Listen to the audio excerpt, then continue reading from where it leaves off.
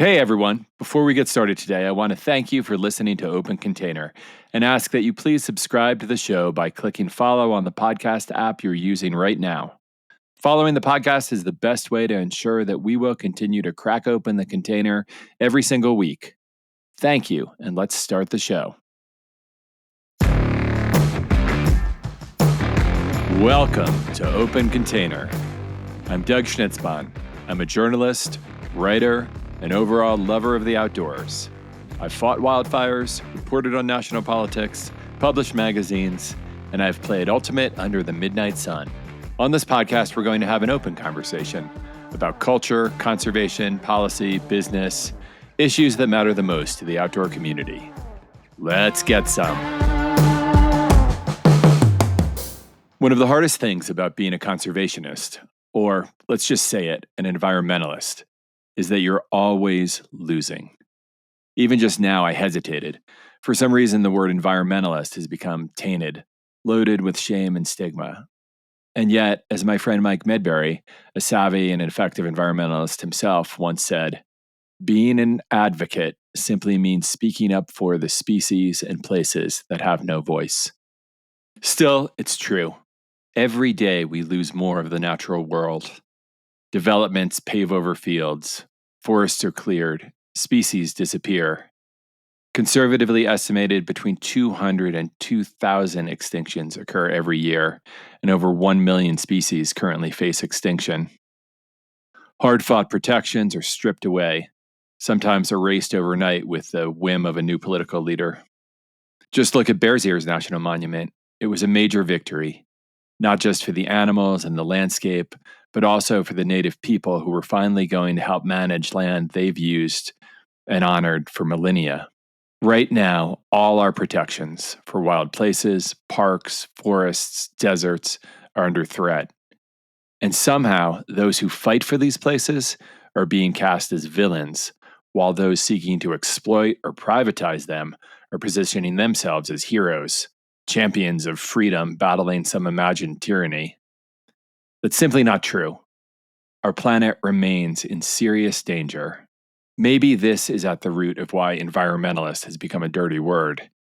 No one wants to hear that the sky is falling, and some environmentalists were just bad at it, or worse, did things to make people hate them. And those in power have controlled the narrative.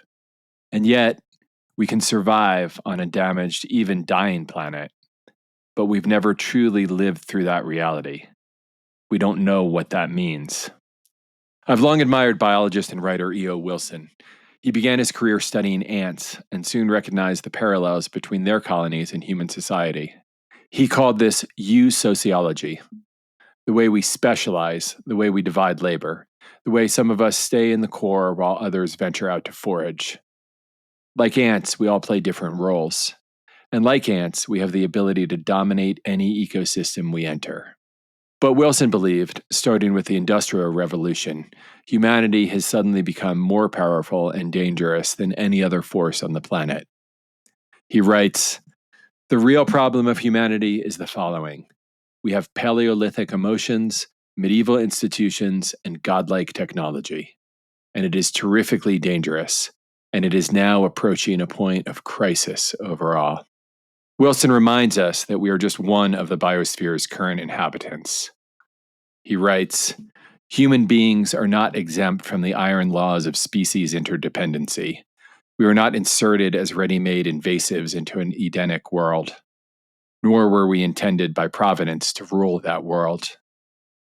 Our physiology and our minds are adapted for life in the biosphere, which we have only begun to understand. We are now able to protect the rest of life, but instead, we remain recklessly prone to destroy and replace a large part of it. But it doesn't have to be this way. With our technology, with our understanding, we can create a future in which we, and the rest of life, can survive and thrive." For Wilson, that vision was half Earth, the idea that we must set aside half the planet for the species we share it with. It's not an outrageous proposal. In fact, it's both modest and essential. And yet, I worry we may not have the resolve to do it. Our species continues to act with selfish abandon. Still, there are people working to make this vision a reality. We must support them, vote for them, fight for policies that ensure humans and nature can coexist and continue on. There is so much to learn still from the natural world. As Wilson explains in the book Half Earth, we are part of the biosphere. To forget that, to pretend we are gods outside of it, is a profound mistake. In this country, there's a movement to create something like Half Earth, or at least a third. It's called the 30 by 30 Initiative, a call to protect 30% of the Earth's ecosystems by the year 2030. It's a simple idea, a modest goal, and essential. The Biden administration embraced it. So do states like California and New York. But at the same time, there's a political movement determined to erase this idea entirely. We need to take that threat seriously. We won't be able to reach everyone, but we must come up with visionary, inclusive strategies to preserve ecosystems, especially for people facing economic hardship. If we want to meet this challenge and protect a biologically rich, diverse planet, we must think deeply and act decisively. I believe most of the people listening to this podcast agree. I hope you'll go out, be persuasive, and find ways to protect this planet. Ways that are inclusive of wildlife, plants, and people alike. And call yourselves environmentalists again. My guest today is a good friend, someone who would never brag or pump himself up. But the truth is, he's been working toward visionary conservation goals for years. And those goals always include people. Drew Simmons' day job is founder and president of Pale Morning Media. He's been fortunate enough to work with some of the most inspirational and creative outdoor-minded businesses and conservation organizations in the world, and he has t-shirts and trucker hats to prove it. He's also an outdoor recreation economy advocate at the national, state, and local levels, including work with the Vermont Outdoor Recreation Economic Collaborative, the Vermont Outdoor Business Alliance, and the Confluence of States. He also does a bit of writing for wickedoutdoorsy.com, as well as occasional trade and consumer publications like Elevation Outdoors and Grassroots Stories. Now, let's open the container with Drew Simmons. Here I am with an old friend and one of the people I've learned a lot from in the outdoor industry. Drew Simmons is on Open Container today. Drew, it's good to see you. It's great to see you, Doug, man. Honored and flattered to be sharing a microphone with you. Well, I think we've got a lot to get into, but I want to start kind of maybe softball question for you to begin. What keeps you in love with the place you live, Vermont? It's a great question. I think for people who've never been to Vermont, especially people west of the Boulder Reservoir, Vermont is it's about 3 times the size of Yellowstone, with about the same population as the city of Denver. It's got a twin ridge of green mountains that go north to south through the state. It's got hundreds of lakes and ponds. It's got dozens of ski areas. It is having a true moment in mountain biking right now. The amount of excellent trails that are existing and are being built are just fantastic. And I do think, though, what keeps me in love with Vermont, and keep in mind I've only been here 20 years, so I barely know where the roads are going, but the thing that keeps me in love with Vermont is the community and the people that are here. And, last weekend, I went to a place called Knoll Farm in the Mad River Valley for a memorial service for a friend's daughter who died in a ski accident in Tahoe last winter. And it was pounding rain, just pissing sideways, cold rain. A few hundred people sat inside. A few hundred people, including myself, were outside in a tent around a speaker. And everybody stayed for the entire time. It is a remarkable community of people in Vermont, and people who really love the outdoors and love being with each other outdoors. But you grew up in Colorado. You grew up in Boulder, and you really cut your teeth in Jackson. Do the Rockies still hold a draw for you? Do you still love being out west as well? I mean, of course. I think when people ask me if I miss Jackson or if I miss Boulder, I say, well, I kind of miss that in the same way I miss being 17. It's like it's a different part of my life. It's, a different experience. And the things that I remember about it, I love. I love the memories I had there, the friends and family I had there. And Yes, of course. If somebody waved their magic wand and told me I had to move back to Wyoming or Colorado, of course I would love that and do it. I think, though, as we'll talk about and as we've talked about in the past, the key to happiness is being happy where you are and being thankful for your life, not thankful for every moment in your life and where you are at that exact second. So I think just being thankful and grateful for where I am keeps me happy wherever I am, honestly. And I mean, what has Vermont taught you as someone who is a child of the West? Well, it certainly made me a better skier. I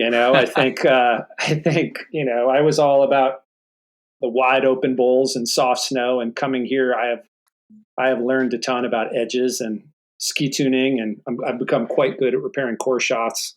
But it's been humbling. I think it's been, you know, I've really found a lot of enjoyment from the bad weather stuff here as much as the good weather stuff. I think one of the things about the Vermont culture is that people aren't afraid to do something because it's hard, or the weather's bad. They'll still do it anyway. And they'll love every minute of it. And, I think one of the things that really reinforces that for me is, you'll go up to the ski area and see this group called Vermont Adaptive, which is a, accessible outdoor nonprofit. And they take, people of all sorts of challenges, skiing or mountain biking or fishing or whatever it might be. And, you'll be up there on a day where it's, you know, 20 below and the snow's harder than God's forehead. And they'll be out there on a sit ski skiing all day, just with a huge grin on their face. And, it's inspiring. It's just it's a great thing. Well, you've worked in the outdoor space in some form. You were a journalist. You started your own PR company. You worked at a foundational PR company. You've been involved in a lot of activism, leadership for at least 30 years, right? How has your path in this space continued to evolve and grow? I mean, it's an interesting question. When I was sort of thinking through this question and thinking back on my path, I think one thing that's kind of interesting is that all those steps were really about seeing a door opening and stepping through it. When I first moved to Jackson Hole and was working in construction during the day and working at a liquor store at night, and I had this idea that I wanted to work in the newspaper. I didn't know, I'd never worked in a newspaper before. I didn't know how it worked. And so there was a midnight premiere of the movie Dick Tracy with Warren Beatty at a local theater. And so I thought to myself, I'm going to go to that midnight premiere. I'm going to go home. I'm going to write a review, drop it off at the newspaper the next morning. And they were going to be super impressed and cover me with gold and usher me my way into the newspaper. And I did it. And I wrote it and I dropped it off and I didn't hear from them for a couple months, honestly. And I was like, man, boy, that was dumb. But then they did call. Mike Select called and offered me a job as the Jackson Hole News first sports writer. And really, I felt that working for the newspapers in Jackson was like getting a master's degree in communication, just learning about how to talk to people, how to interview people, how to get to the core of what a story really is. And really that journalistic approach and just sort of this idea of asking questions all the time, wherever you are, really has sort of guided me. I mean, and now it's gone from asking questions, I think, to honestly just being open to learning. I really want to keep learning and keep progressing. And that's sort of guiding my career now as I start working with more conservation groups and working with, in the resale space and continuing to work with some great brands and people. It's just, I'm so thankful of the opportunity to learn from these people, and that definitely is what keeps me moving forward. Brings up two things. I think one that's incredible. I think there could be a whole documentary made on the Jackson Hole News, right? Because so many people involved in the outdoor industry started there. Maybe tell me a little bit about that. It's pretty amazing, honestly. I mean, the sports writers after me in Jackson included Porter Fox, Tom By, entertainment writers, Frederick Reimers, numerous photographers that have worked in the outdoor space. There was something about the access there. I mean, if you were a photographer at the Jackson Hole News, all you had to do is make sure to frame the photo so the Grand Teton was in back and you won an award. But for everybody else, it was just trying to get as close as possible to whatever was emerging at that time. I mean, for instance, I remember when Tom Bai wrote what I believe was the first article ever about Teton gravity research, and he had been sort of lurking around those guys for a while and realized something cool was going on, and when I was at the newspaper, I was funny. I remember the day I was thinking about this the other day. I was there, and the managing editor, this guy Angus Thurmer, called me over and said, "Hey, this fellow just walked in, Stephen Koch. He says he just snowboarded the Grand Teton. Why don't you write a story about it?" So I went out. And interviewed Stephen about his first descent to the Grand Teton on a snowboard. It was incredible. I couldn't believe it was just something that kind of walked right up to you and presented the opportunity. But it's a remarkable place to get clips. I mean, those newspapers have really been a launch pad for a lot of journalists, not just in the outdoor industry, but in the broader journalism industry. I mean, Craig Welch, Ed Wyatt. I mean, the list. I'm Lisa Flood. I'm forgetting names for sure, but people who've gone on to have remarkable careers seem to have come through that place, and it really is remarkable when you look at that sort of coaching tree from the Jackson Hole newspapers. Yeah, and this is kind of the way we make it, right? As outdoor dirtbags, we moved there just to play, right? And then somehow we found a way to keep the dirtbag life living on into a professional career. Yeah, 100%. I mean, my first newspaper salary was $13,500, and that's not $13.50 an hour. That was $13,500 a year. Oh my God. And I was pumped. I was so pumped for that opportunity. And it's funny. I eventually got a raise and made it, I think, to $20,000 a year or something crazy like that.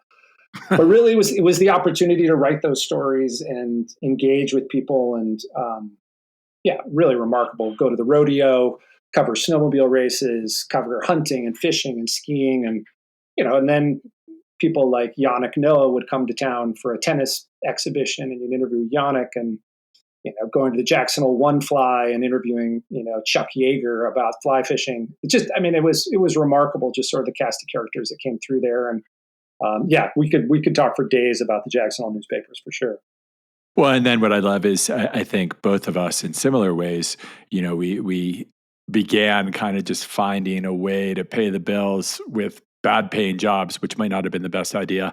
But then, slowly it has evolved because really we came into it because we loved wild places and the outdoors and, something beyond us, right? And then that's evolved for you into, advocating for brands and now really advocating for those spaces to keep this, to keep what brought us there vibrant and alive.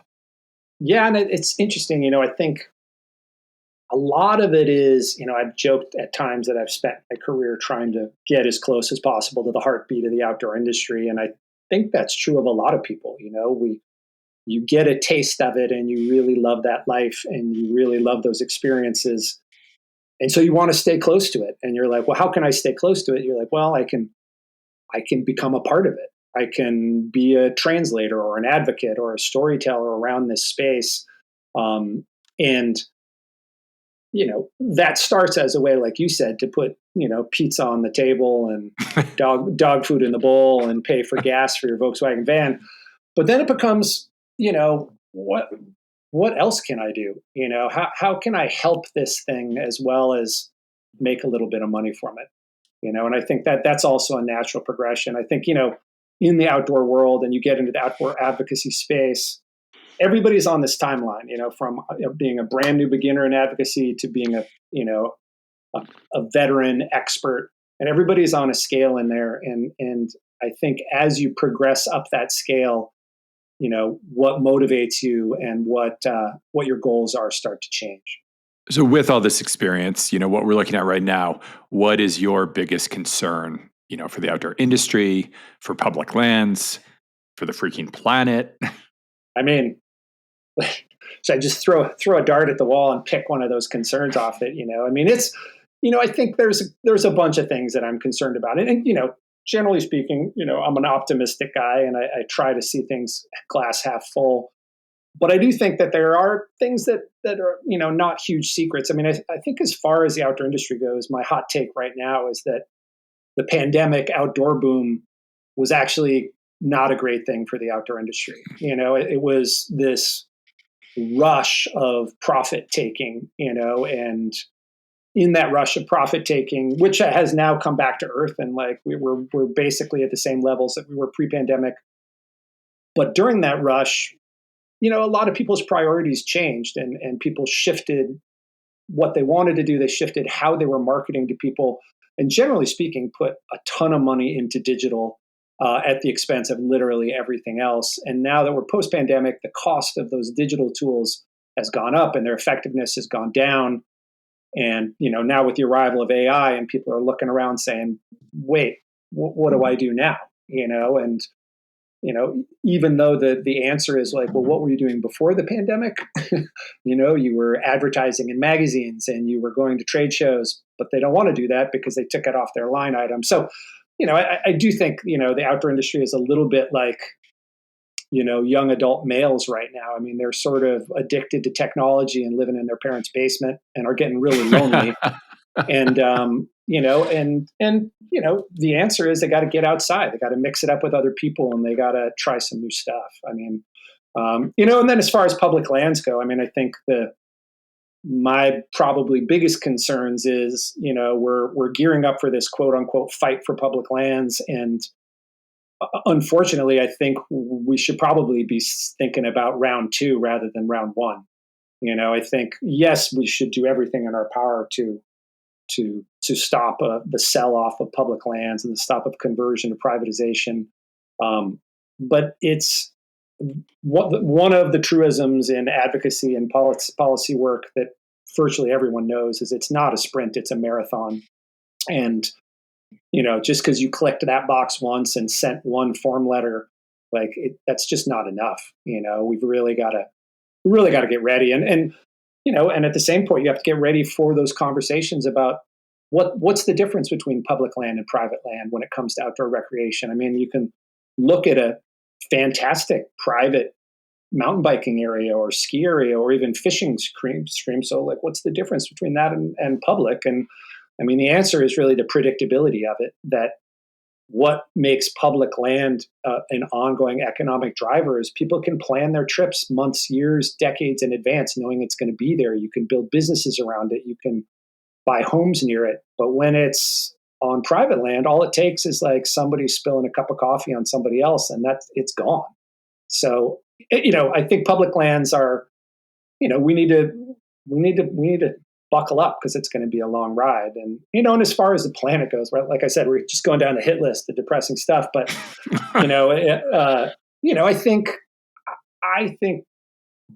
it like really the riddle of urbanization on the planetary level is something that really concerns me. I mean, we all know that really for us to make this work with a growing population, we have to have better cities. We have to have better, put density where there's density and consolidate resources and focus on those areas and try to leave as much open area as we can. However, when we focus everything on those urban areas, people become more detached from those rural areas and those natural spaces, and they don't care about them anymore. They just care about their crawler and their Michelob Ultra, and it just is. I think that's a real riddle for me right now, how to support urbanization and support rural areas, and ideally connect them with outdoor recreation. I mean, that brings up a great point. I think thinking about urban areas and what's outdoors in them and what's nature in them, right? I read this great book, Mannahatta, about Manhattan. The naturalist of New York was tracing back what Manhattan looked like pre-settlement. And in his last chapter, he talks about New York actually being this model for sustainability for the world moving forward. And I know when we had the Outdoor Town draft on the Rock Fight podcast, Shantae named New York and LA kind of as her favorite outdoor towns. So, I mean, we have to look at urban areas as encompassing outdoors as well, I guess. Yeah, 100%. I mean, one of the big thing that's happening right now or in the last 5 years in outdoor recreation nationally is this idea of making the pie bigger, creating more outdoor recreation opportunities closer to cities, in cities. And really, it's funny, that's an old idea. That really was something that came out of the 1950s and Outdoor Recreation Commission in the 1950s that was looking at the population boom after World War II, projecting that we were going to be drowning in humans by 1999 and trying to figure out how to preserve natural spaces where they can, which led to the creation of the Land and Water Conservation Fund eventually. But it's we know it's true, and we know that this is what we have to do. But we also are some of the people that have been outside and value that outdoor time and that outdoor experience, and we really do. We need more of us, and that's really what it comes down to. And I think this brings up a big, part of the big conflict now, where is our public lands just a playground for people from urban areas? On the one hand, I think that's the accusation. Mike Lee seems to say that it's for elitists who want to make it a feudal state. But on the other hand, should they just belong to a few people, living in rural areas or private owners and be denied to millions of Americans in urban spaces, right? I mean, that's the debate right now in a way. It's funny. I think that public lands as a term is a lot like outdoor recreation or conservation, in that it gets used as this sort of monolithic thing, and it allows people like Mike Lee to project and speak truth. He's like, because he might be thinking of an area where it is elitist and only used by a certain amount of people. And meanwhile, somebody else is like, well, I'm thinking about a different kind of public land, and the reality is there are so many types of public lands, and I think we have to expand our vocabulary in that area and talk about community forests and talk about, parkways and talk about, all the various types of public lands, so that it, when it becomes this sort of national McPolitic, like we're only talking in these monolithic things, it's an impossible argument to win. We have to be able to have a little nuance and educate people, and bring them along for the ride, and not just tell them what they can or can't do. I mean, that's an interesting point. We need some kind of new vision of how to manage lands, right? I think, as you said, back in the 50s and 60s, I was reading recently, 1961 was this watershed year in protecting lands and seeing these protections, right? And they were forecasting out, I think in 1958, they were forecasting in 1976 and the year 2000. No one, it seems like we're still fighting, but no one is coming up with a new vision. The vision is either for private landowners to hold these lands and then really to be gone, or for continuing the same. Have you seen anyone who's had some kind of really big new vision for managing land or how we look at land? I mean, it's very interesting. So where I live in Vermont, the vast majority of our lands for recreation are private, and yes, we do have the Green Mountain National Forest, and we do have public lands, and so it's people are on different timelines. I think that when it comes to supporting public lands, I think is really more of the terminology, and trying to figure out the stewardship angle is really where the riddle for where I am right now is how do we get people past just like, hey, we paid for this public land or this private land to become a recreation resource, but we also have to take care of it, and I think public lands, like I'll admit one of the things that has always grinded me a little bit is the "I am a public landowner" T-shirt. It's if you're I would rather see you wearing a T-shirt that said I volunteered 10 days on trail crew last year, as opposed to I bought this T-shirt and now I can go mountain biking here and never pay anybody another dime. It's just there's just a little bit of entitlement there that I think is not helpful in the big picture of public lands. And I think you and I have talked about in the past that we're not going to compel people to fight for public lands by explaining that it's going to help a few thousand businesses or a few hundred businesses in the outdoor industry from going out of business, right? That's not going to swing anybody. We have to convince them, and we have to show them that this is important to you and it's going to be important to your kids, and really that doing away with public lands is putting a very short-term priority ahead of something that can really provide generations of wealth and public health outcomes for our kids and beyond. I think one place I know that you have really been a strong supporter of and advocate of is, management and protection on the state level. And a big idea there is these outdoor recreation departments in each state. Started in Utah, moved to Colorado. You have a really strong outdoor recreation department in Vermont. Why are you a big supporter of ORECs, as they're called? I think that the epiphany of outdoor recreation offices was that, really at the time when the OREC movement started in the early 20-teens, or however you refer to that decade, there was really only one game in town, and that was supporting an organization like Outdoor Industry Association to try to advocate in all 50 states. And that is just not a workable budget solution. I mean, just to have OIA be relevant at the federal level is a big lift. And so this idea that, wow, what if we could sort of clone advocacy and create these pockets of outdoor recreation advocates in every state in the country is really a big idea. It raises the visibility, it raises the respectability, it raises the awareness of outdoor recreation under the dome of your state capital. And that opens a lot of doors. The cliche is if you're not at the table, you're lunch.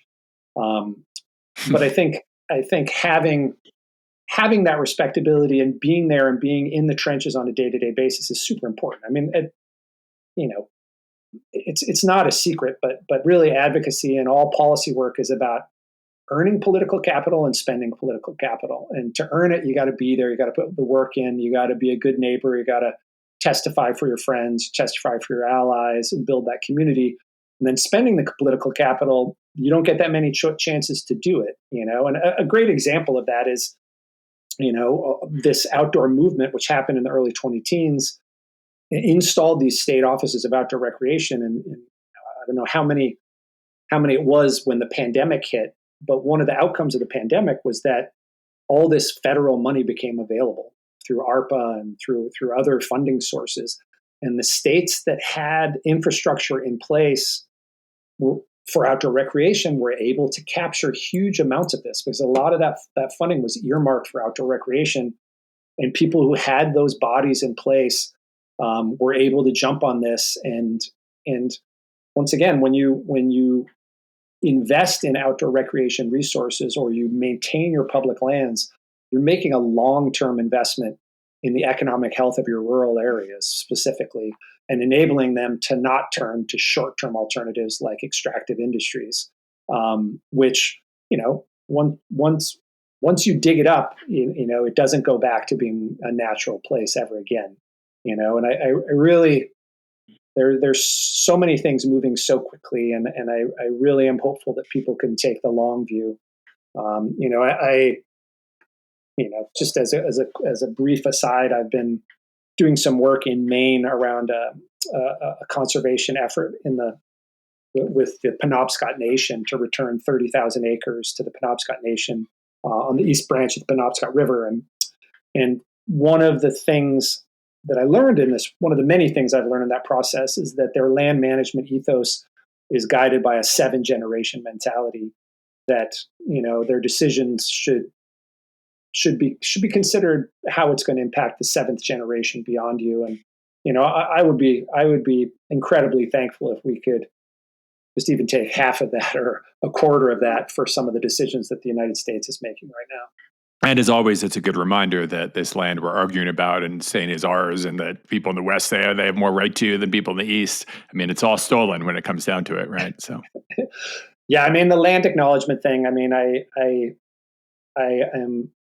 I mean the land back movement is something that I was really introduced to at the North Carolina Outdoor Economy Conference a couple of years ago, when a woman named Annette Clapsaddle from the Eastern Band of the Cherokee spoke, and it was a really, it's just great. Not a lot of us get a chance to hear from Indigenous people about those things, and to hear it straight from a person who's been affected by that impact their entire life is really powerful. so getting back to the OREX, though, are there certain states you see who you really are admirer of the work they're doing? Yeah, I think for me right now, with outdoor recreation, state offices of outdoor recreation, the places where it's really happening are the places where they also have something called an outdoor business alliance in place. So a state outdoor office is something within the state government. It's often housed within their maybe forestry department, or some are within their economic development office. But there's somebody at the state level that has a desk, and then you have these outdoor business alliances, which are groups of, they're like mini OIAs, to use that example. They are um, brands, reps, retailers, PR people, media people from that state, who are typically advising or working in tandem with those offices of outdoor recreation. And I think that public-private partnership is really the secret sauce of all of this. I think it's really hard if you're a private sector person to go into policy and get into government. It's a very strange place. It's like they have a different word for everything. They use lots of TLAs, which are 3-letter acronyms for anybody that doesn't know what that is. And there's just a different time process to it. There are different things like that. And at the same point, for a government person to go into the private sector, it's a very different timeline as well. People are impatient and quarter to quarter driven, and things like that. But I think bringing those two groups together is really the key. And that there's something called the State Outdoor Business Alliance Network, which is the group of all the state OBAs, which is I think 25 different state OBAs, and they're actually going to be doing an annual convening at the Switchback Spring Show in a couple weeks. And I think when you look, I think you'd agree, when you look at the states where you have that outdoor business alliance working with that outdoor rec office, that's where things can really happen. And one of the reasons that it is important is because OBAs are disconnected from the political process. They're not something that can be dissolved by the stroke of a governor's pen. At the same point, that Office of Outdoor Recreation really provides a direct line of communication from the outdoor industry members in that state to the state offices, and places where, I think a perfect example of a place where that's really happening and is incredible is in North Carolina, where you've got Noah Wilson and then Amy Allison in the state office, really have been leaders in the space that I've just been inspired by for many years. Other OREC and OBAs, obviously in Vermont, Kelly Alt, who's the executive director of our state OBA, and Jackie Dagger, who's our program director at the Vermont Outdoor Recreation Economic Collaborative. And then there's, I think, one of the things that, it's not a frustration, but I think it's important for states to tackle this riddle in the way that works best for them. For instance, in West Virginia, their outdoor recreation initiative is housed through West Virginia University, and where a guy named Danny Twilley is running the show down there. And I think that made sense for them, and that's great. I think there's a lot of different ways to go about it. It's hard. It's low budget. But at the same point, I think there's strength in numbers, and things like SOBAN and the confluence of states have really been incredibly valuable in helping really provide that tide that lifts all boats. Seeing the states are doing all this great work on their own and are being really effective. Our friend Luis Benitez has brought up the idea of a national OREC, or a national Department of Outdoor Recreation. Do you think that would be a good thing, or would that disturb what's going on right now in the states? I don't think it would disturb anything. I think an outdoor rec, a national OREC office would be an incredibly positive thing, if only to provide potentially a way to fund those state offices, to direct some funding and help alert them to funding that's coming their way, or to those state OBAs or whatever it is. I think in most states, even when Luis was in Colorado doing incredible work there, he would always say it was an office of one and a budget of none. And I think, and he had probably the biggest outdoor recreation office in the country. I think people are really bootstrapping this, trying to make it work. I do think, as far as a national office goes, one thing you learn from sitting in policy conversations is at some point everybody's going to look around the table and say, all right, well, who brought the money? Because none of this happens without budget. And, as much as we all might love that idea of a national OREC office, where's that money going to come from? And right now that is not going to come from nowhere. It's probably going to come at the expense of something else. So I think that it's an important conversation to have. I would be very supportive of it. But I think more importantly, I think the vision that Luis has of a 50-state strategy, and maybe that's through the federal government, or maybe it's somehow through something else, is an idea worth chasing down. Well, to change the conversation a little bit, you wrote this great piece for me in the Grassroots Outdoor Alliance magazine, Grassroots Voices, which you helped create initially. And it was available in print at the Connect Show in Reno this week. And in it, you made this really bold and very positive statement. It's one I wholeheartedly agree with, and I think needs to be shouted out by everyone in this industry. And that's that America needs more public lands, not less. So let's talk about that a little bit. Yeah, I think that piece really stemmed from another piece I wrote for you a couple years ago called "Are We Even Friends?" about the relationship between conservation and outdoor recreation. And just as a quick summary of that story, that was about another Jackson Hole news writer, Todd Wilkinson, who had gone on to live in southern southwest Montana, and is an environmental writer. And he had written a piece called "Enough," and it was about a glamping resort, or proposed glamping resort, on the Gallatin River south of Bozeman, that had run a full-page ad that said, "Outdoor recreation creates conservation," and had a photo of a woman,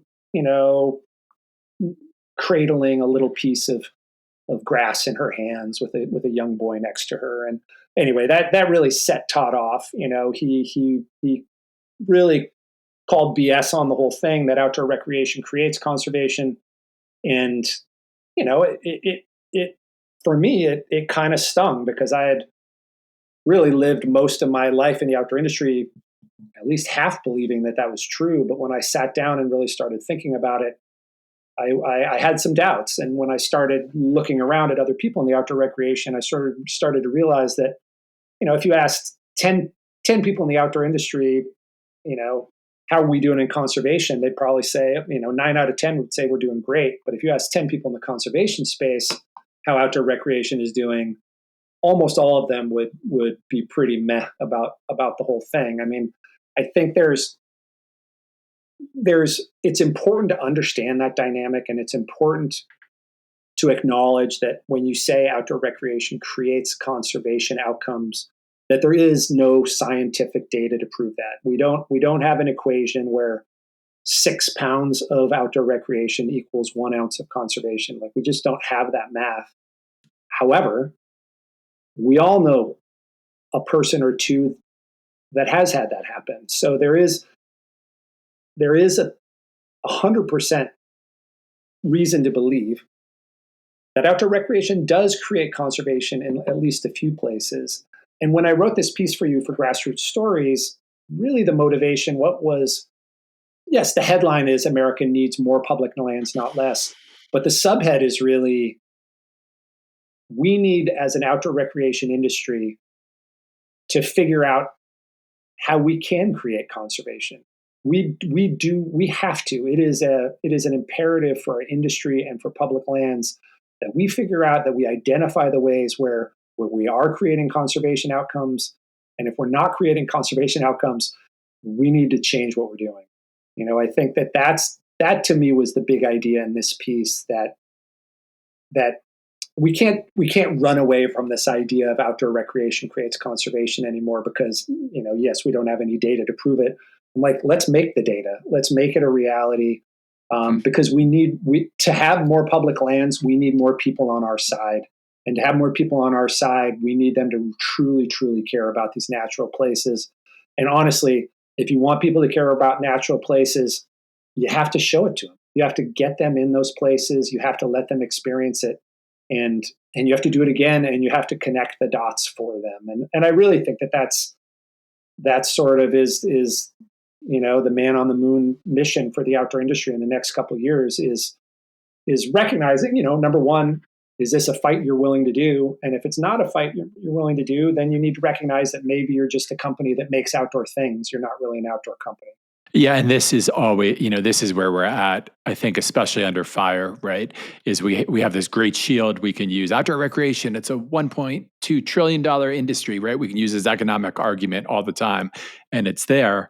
And the argument no one seems to want to make, but really does need to be made, is that wild places, other species, natural ecosystems, they have a right to exist completely on their own. And we should be advocating for that as well, beyond just that they're a place to play. I am with you 1,000%. I think you actually were the one who suggested I read Half Earth a couple years ago, and the 30 by 30 movement in the United States is honestly, it's so important. This is the other side of the coin to climate change.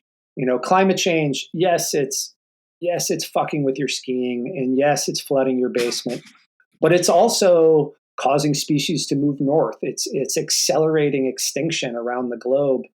30 by 30 is not a theory. Like, this is a very real situation. And I think, when you after I wrote that piece for you about Are We Even Friends, about conservation outdoor recreation, I really started looking around and paying attention to the 30 by 30 movement. And, I applauded when the Biden administration added 30 by 30 as one of their first executive orders 12 days in. Of course, when the next president comes along, it gets erased, because executive orders, that's what happens. Like, Biden signed a bunch but erased a bunch. Trump signed a bunch and erased a bunch. But 30 by 30 is here. I mean, it is something that exists in numerous states. I think it's in 12 states and 190 countries. I personally would love to see the outdoor industry broadly embrace 30 by 30 in a bigger way. I think it's not just a moral imperative, but it's also would be incredibly helpful. Like, to know, okay, well, this is 30 by 30, which also includes 50 by 50, conserving 50% of public lands and waters by 2050. Then we can know, then the NIMBYs, you can have a conversation with the NIMBYs when you know what the 50 are that are going to stay and the 50 are that can be used. I think it would be an incredibly valuable and time-saving effort to have a conversation about where we should put things and where we should leave them alone. I often say there's a lot of room between anywhere, anytime, and not here, not now, not ever. And let's have that conversation about it. I think, like I said, that this idea of outdoor recreation and conservation being these monolithic things that we're not allowed to sort of break into is really, I think, hurting our ability to have meaningful conversations, and is oversimplifying some topics that we do need to have a little bit more technical conversations about. 30 by 30 is incredibly important. I'm proud that my state of Vermont is one of the states that has advocated for it. I've testified on behalf of 30 by 30 a couple different times. It's something that here, we have a long tradition of conservation. We have something called Vermont conservation design, which really provides a lot of the framework. But it's a fascinating process, and it's a messy one. And I think people are they want to have this easy button for everything, and 30 by 30 is not going to be that. But to answer your question, Doug. 30 by 30 is the answer to, natural places should exist for their own value. Yeah, because if at a certain point, it's going to be our lives that are on the line, not just the plants and animals. Yeah. I mean, but here's the thing, conservation is, no one is looked down on more than the environmentalist, the conservationist, right? The dirty hippie. It's always a tough sell. It always seems to lose just the idea of conservation when it comes to, voting even. Which is why, which is 100% why outdoor recreation and conservation need each other so much right now. I mean, it's funny that you say that. Like, nobody refers to themselves as an environmentalist anymore. Like, they're conservationists, and outdoor recreation has now become, for some people, this sort of safe tag. Because you can advocate for outdoor recreation and achieve some conservation outcomes. And we have this thing happening in Vermont right now called the Velemont Trail, which is a 500-mile trail that will basically go from Massachusetts to Canada and connect a series of already existing mountain bike network areas with this single track trail and hut system. And as part of that, that's going to have the ability to create conservation for more than 200,000 acres of land near that trail. And it's the outdoor recreation component that's opening that door to that conversation, and I think that's, like I said, outdoor recreation has to really, writ large, has to really embrace the importance of conservation to everything we do. And conservation has to embrace that those people on the other side of the aisle that are making money doing these things are important to them as well, because they can open a lot of doors. And you're a PR person, so how would you sell the idea of 30 by 30? How would you get this across that it won't be a losing idea all the time, or an idea that people just kick to the side? I mean, it's a great question. I think persistence and simplicity is always the key with PR, and it's I think with this specific PR purpose, I mean, it's a full scale assault. I mean, you've got to go with the broad based message, but you've really got to try to start turning people one at a time. I'm amazed. I'm amazed. With my friends who are mountain bikers or skiers or anglers, and I'll mention 30 by 30 people, and the lack of awareness around 30 by 30 is fairly mind boggling. Like, not many people know what it is. I have a friend who was working in the Department of Interior in the last 4 years, obviously not working there anymore. But I asked him about 30 by 30 in the department, and he said, they were working on these amazing large, conservation projects, but nobody ever mentioned 30 by 30 by name. I think there's something to be aware of out there. I mean, even though 12 states have 30 by 30 initiatives, there's also numerous states, including Utah and North Dakota and Nebraska, that have anti 30 by 30 legislation in place. That are basically, that use this sort of false talking point that it was a land grab. Stop the federal land grab. And it's the idea that I think is perfect for you, Doug, is this idea that conservation and 30 by 30 is really going to be the punk rock movement of the next 10 years.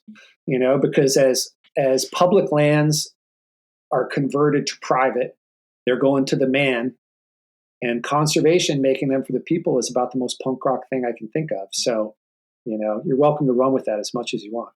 I am all there. You are my PR person, after all. Exactly. Leading into that, I think on a metaphorical level, right? You're a cancer survivor. I know it's been a long time, but I know from my own cancer journey that your sense of your own mortality sticks with you no matter what, and it gives you a lot of clarity in the way you see the world and your place in it. Has that experience informed you and your ideas on conservation and the planet and being here or not being here in the long term? I think you'll agree when you're, laying in a hospital bed, minutes away from finding out whether you're going to get a colostomy or not, your priorities start to change. I mean, I had a diagnosis of stage 3B colon cancer when I was a young parent with an emerging business, and was terrified that I was going to lose everything, and that, not to mention lose my life, and I think, anybody who has been through the cancer journey knows that your priorities change, and that, your willingness to do certain things changes. I think when it comes to my work and to my approach to conservation, I think one of the things that happens when you go into remission and you get a few years and you don't have to think about it every second of every day is that you start wanting to squeeze every moment like a lemon. You want every moment to be with your family, for your health, for your business, for your, you want too much out of every moment. And I think as you get even farther beyond it, you start realizing that, you just have to make sure whatever moment you're in, you're making the most of it. And I think I think the cancer experience has created a willingness in me to keep working on topics that are important to me, regardless of whether or not there's any money coming. I mean, I've spent hundreds of hours just rabbit holing on 30 by 30 and on outdoor recreation and conservation and writing journal entries, not knowing where any of that's going to go. But, there's a chance that I'll be able to use that somehow, somewhere, someday. And I think that's what those type of sort of scrapes with death will do for you, is they'll allow you to really lean in and put that extra oomph into something with an uncertain return.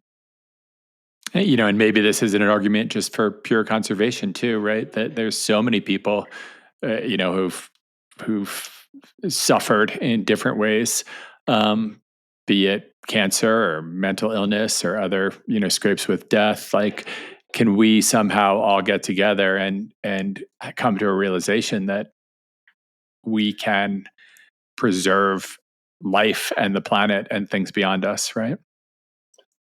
Yeah. I mean, it's just kind of yes, I agree completely with what you said. I mean, I think the idea of coming together, getting people outside, coming together, sharing an experience.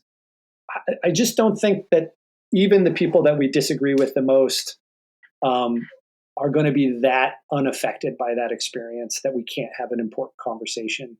And I do think, we're at a place right now where it's not just that we have to be willing to say certain things. We have to be willing to listen, and we have to be willing to have those conversations face to face. Like I mentioned earlier about, was the pandemic actually a bad thing for the outdoor industry? I think it accelerated our own digital lives as well. I mean, we still have this tendency to scream online, on our blogs, on our Facebook posts, where what we really need to do is we need to have like an actual conversation with your indoor voice with somebody that we disagree with, and really try to point out that we are all sharing this same planet, and we can do things like preserve 30% of the world by 2030 and 50% by 2050.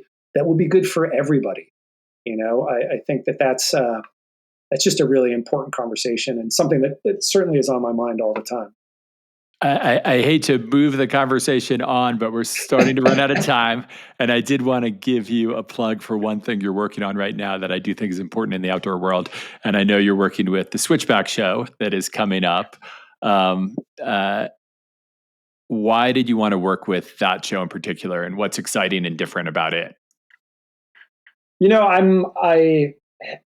I'm super excited about Switchback, and I know a lot of people are as well. And I think, looking back, I've been working with them for a little over a year, and the chance to be a part of getting an event off the ground that was going to bring the outdoor industry together was really one that I couldn't pass up. I mean, I had been working with Grassroots Outdoor Alliance for several years prior to that, and I love and adore and respect that organization, their mission, and the people who are there. And it was an incredibly hard decision.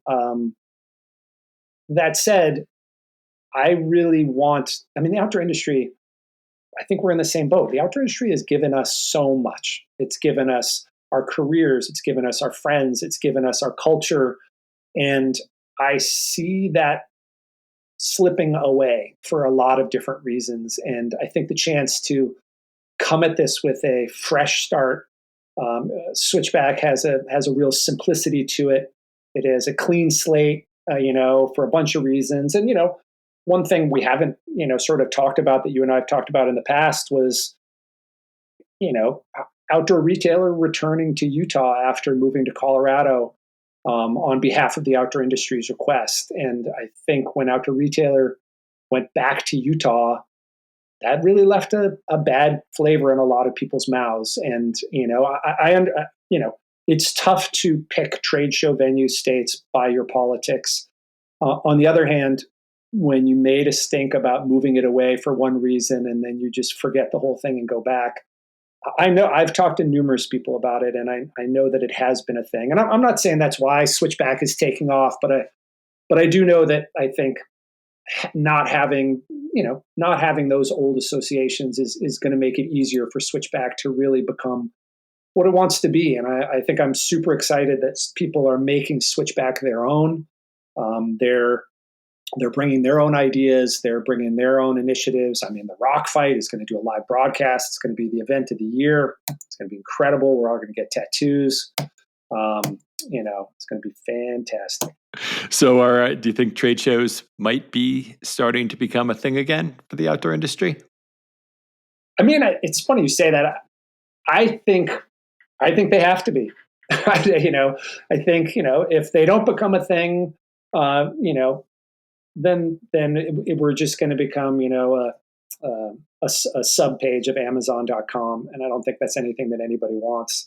The outdoor experience is an analog experience. It's walking into a retailer, it's touching a piece of clothes, it's climbing into a tent, it's taking that thing outside, and those things, those conversations, especially now with all the challenging conversations about tariffs and those are conversations you need to have face to face, and trade shows are an important place to have those things. I think you're going to see a real significant rebound in interest for trade events, not just Switchback, but other events too. People want to get out. They want to talk to people. They want to hear and learn what other people are doing. I know I do. I know I'm super excited about Switchback in a couple of weeks. Drew, there's so much more we could have talked about. A lot of it was pretty silly. We were going to talk about telemark skiing. We're going to talk about Hooked on the Outdoors magazine. Maybe we were going to reference the insane text thread that we're on. But I really loved the conversation we had. I really loved leveraging, what you're really passionate about and knowledgeable about. And I really appreciate your voice being out there in this space and you advocating for conservation and recreation and passion for the world. My hope with my advocacy right now is to infect other people with some of that positivity and energy so that they can lean in where they want to. I think, it's like the old line about how do you eat an elephant one bite at a time. I mean, there's never a great time to start, but there's always an excuse for not starting. And I think if it's something that you want to do, you have to embrace the fact you're new at it and give it a shot. Like I said, I hope some of this has been important to some people who are listening and that they can maybe get some takeaways and go lean in their own communities. Well, if people do want to get in touch with you, if they want to read some of the fantastic stuff that you've been writing, if they want to hire you, what's the best way for people to find you or get in touch with you? I mean, really hit me up on LinkedIn is the place to go. I mean, I still do publish things occasionally on wickedoutdoorsy.com, but those are the best places to find me. And finally, I'll give you the question that everyone gets at the end of this podcast, and that is simply, what gives you hope? So I have two answers to that. I mean, the first answer is my children, of course, right? I mean, I think as you know, like I'm somebody who loves to laugh out loud, and nothing makes me laugh out loud more than my kids. I mean, they're funny and amazing adults. My daughter, who is now has a master's degree in public health, amazing. When she was probably 8 or 9 years old, she had heard me, I think, talking about the struggles of starting my business and how I was laying awake in the middle of the night staring at the ceiling. And so she came in and she put a bunch of Post-it notes on the ceiling above my bed saying, you can do this, you got this, and all these notes of positivity, so that when I was staring at the ceiling at 2 a.m., I would be inspired. And, that's always stuck with me. And my son, who just graduated in advertising and marketing, he and I, during the pandemic, designed a disc golf course through our neighborhood down the abandoned roads that had tumbleweeds blowing down them, just because we needed something to do. And like the tagline in designing that course was trying to find, natural obstacles to throw to. And, there's always something there if you just look hard enough, was the tagline for that. And it's something that I always think about when I think of him. And, both of them are on the job hunt right now. So hit me up if you're hiring in marketing in the Northeast or public health in the Portland area. But honestly, what really gives me hope is the outdoor industry. I mean, I have never, ever met a collection of more inspiring, wonderful people than I have in the outdoor industry. And I know it's hard, and I know business is challenging, but trust me, these are the people that you want on your side in the trenches. Nobody gets things done like people in the outdoor industry. And I'm so thankful and appreciative to be able to call, people like you and Colin and my staff and all my clients. I'm so grateful to be able to work with these people, and I'm confident that we can do this. We can bring outdoor recreation and conservation together, and we can do the right thing for the planet and for public lands together. Well said. Drew, thank you so much. I can't wait till next time. See you soon. Thanks for imbibing Open Container, a production of Rockfight LLC. Please take a second to follow our show on whatever podcast app you're listening to us on, and send your emails and feedback to myrockfight@gmail.com. To learn more about Drew Simmons, head to his LinkedIn page or go to palemorningmedia.com. Our producers today were David Karstad and Colin True. Art direction provided by Sarah Gensart. I'm Doug Schnitzbahn. Get some. Thanks for listening.